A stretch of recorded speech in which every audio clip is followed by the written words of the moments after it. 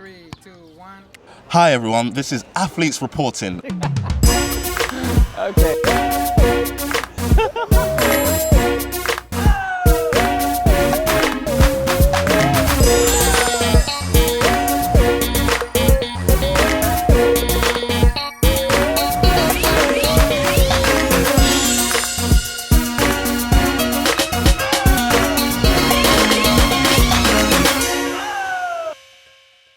I'm Lutalo Mohammed. This is my distinguished guest, Mahama Cho.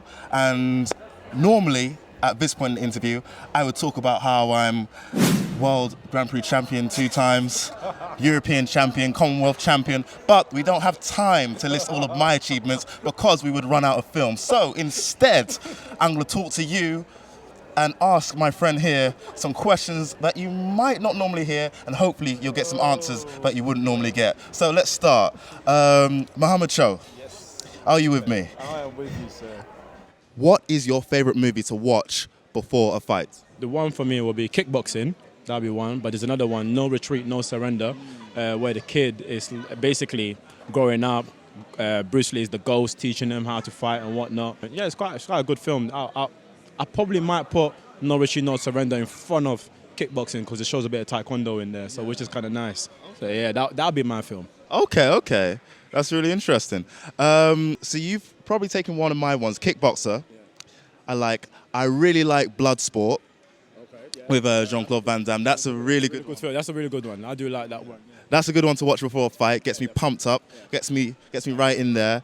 I like the one. What's the brother called? The guy that was in Spawn. When he's in prison. Blood and Bone. Yeah, that's a sick film. That's a bad one, isn't it? So yeah. So those are probably my 2 choices for films to watch before a big fight. We know you love your food. So we know you're a bit of a dieter when it comes to tournament and stuff like that, cutting weights and whatnot. So what would be your perfect meal, starting with your starter, main course, and dessert? Oh. Okay, for a starter, this is really hard, by the way. I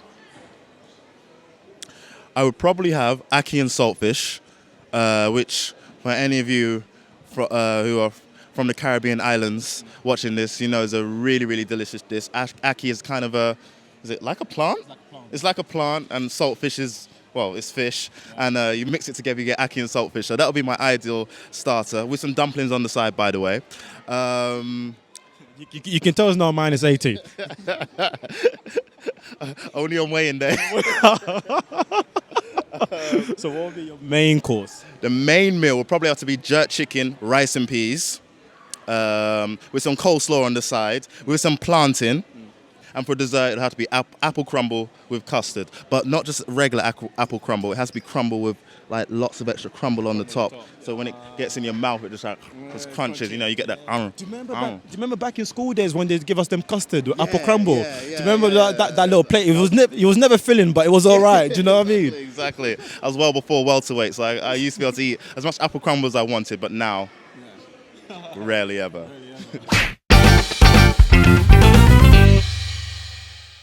Okay, Mr. Cho, what would you be doing if you weren't an elite Taekwondo athlete? Oh, I always wanted to be an entrepreneur. Business is one of my key subjects that I love. So I do love the economy. Because you actually have a degree in business, don't you? That's right. Well, I've got a degree in sports management, but I'm doing a master in business management. So yeah, so I'm definitely looking to finish that up so I can go into import and export and stuff. You know, I've always tried doing trading, but I'm not really good at it because I lost quite a few money down that road as well. I have to say so maybe it's not my strongest point yet. But if I wasn't doing Taekwondo, I'd probably go into the economy and business side of things, I think. Okay. Yeah. Okay. Awesome. So, words to the viewers. If in 10 years this man starts a business about stocks and shares, do not go to him. He will lose all of your money. If he starts a Taekwondo club, you can do that, but don't trust him when it comes to economics. I've been there. No. Soon to be, not yet. Yeah, it's a work in progress.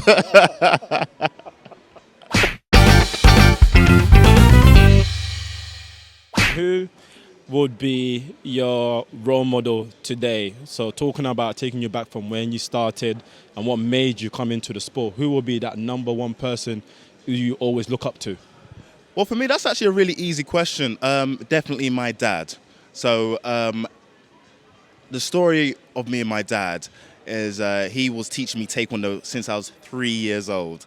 So I don't think I really had much of a choice what sport I wanted to go into or what I wanted to do. But he first started teaching it to me to give me some discipline, some inspiration, and I really took to it. In Sydney 2000, we were watching the Olympics. That was the first time Taekwondo was ever an official Olympic sport. And he leaned over to me and said, "Would you like to do this one day? You could be an Olympic gold medalist." And I said, "Yeah, okay." Not realizing the huge life decision I had apparently made.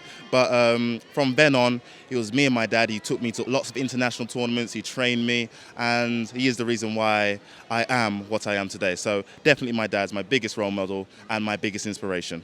He's actually being modest there. But at the beginning, they say he was Grand Prix champion, European champion, a couple of champions around the world, really. So he's been winning quite a few things. But I used to remember he used to come at nationals and he had this taekwondo suit and he had his full name at the back.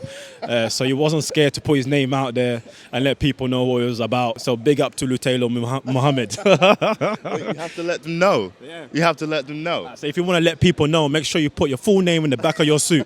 How are you going to do me like that? But yeah, it's true. So if I'm gonna ask you another question, if Taekwondo was to come an end now, what would you be doing next? Well, I am currently doing a degree study in sport and exercise science. I have quite a few career options after that. Well, that translates as I'm not quite 100% sure what I'm going to do with my degree yet. But I definitely see myself doing something in that area. Would you say you'll stay along the line of sport? I think so. I've given so much to sport. Sport's given so much to me that I think I would like to do something to give back in some capacity after I retire. But hopefully that's many moons from now and many gold medals from now. So hopefully I've got a while to decide. Good, smart choice. This is probably my last question to you then, Cho. Who would you say is your biggest role model in life? And this doesn't have to be Taekwondo. It could be from anything. Okay. Well, funny enough, it's a similar question to you, and similar answer as well. My father, he was the one who actually brought me into the sport, but knowing enough, he didn't want me doing Taekwondo. Wow. Football was my first choice. You know how dad want you to become like a millionaire and all of that. So Yes. bring home the money. but Taekwondo was something that I chose because I didn't need to rely on anybody. I need to rely on myself. The training's got to be me. I got to put in the time and the efforts and everything. So, but whereas in football, it's 11 guys. You got to make sure you're all up to scratch. You got to need one of another to win a game. Yeah. So I never liked the idea of losing. So whenever I was doing Taekwondo on the side, that was the only one thing that I treasure more than anything else, because I knew if I won, there's a satisfaction there. Yeah. I did that work. I put myself there, and yeah, so it was pretty simple when my dad actually accepted and taught me the ways of how to be a martial artist, the discipline, to being a almost like a perfect human being, in a sense where you know how to control yourself, you know how to control your self-esteem. You're also learning the part of how to deal with life in general, because that's what Taekwondo teaches us, of how well we can become as an athlete if we put our mind and body and soul into it. That's amazing. So your dad, he was a Taekwondo practitioner himself? Absolutely. He started it in the Ivory Coast, and then so when he came over to Great Britain, he had a club started, and I was trying to basically warm myself into him to let me doing it, and he was thinking, nah, I'm going to use it for school, to trying to bully people with it. But at the same time, it's just that I wanted to learn the sport because I knew my dad did it, and I basically want to achieve the same amount of achievement that he had when he was an athlete himself. So I think he is the guy that's always been there And just lastly, where did you get to in football? You said that you did taekwondo and football to a very high level. Where did you reach in football? I was having trials for Dagenham and Redbridge, so I was playing semi-professional football. Okay. And I actually got a story about one of the boys. Actually, there was a day. Let's keep this PG. This is PG. This is PG. There was a day I was in the changing room. So I was getting, let's keep it PG. And I was getting changed. So I always put my stuff on the side neatly, go and have a shower, come back, get changed and go home. So the captain decided to put DP in my boxes. Decided to put DP in my boxes that day. And so I came in, put on my boxes, put on my jean, put on my top, but I did not sense no sensation. And then the boys was like, "Don't you feel a bit funny in some areas?" And I was saying, "Nah, but I'm kind of heated up in some areas." And all of a sudden, that's when it just attacked me, and they were all laughing. I had to get undressed really quickly, run to the showers, get the water down there, and it was a mess. But that's the kind of banter the boys were like in the changing room. And so yeah, that's the kind of thing you have to live with when you're a footballer.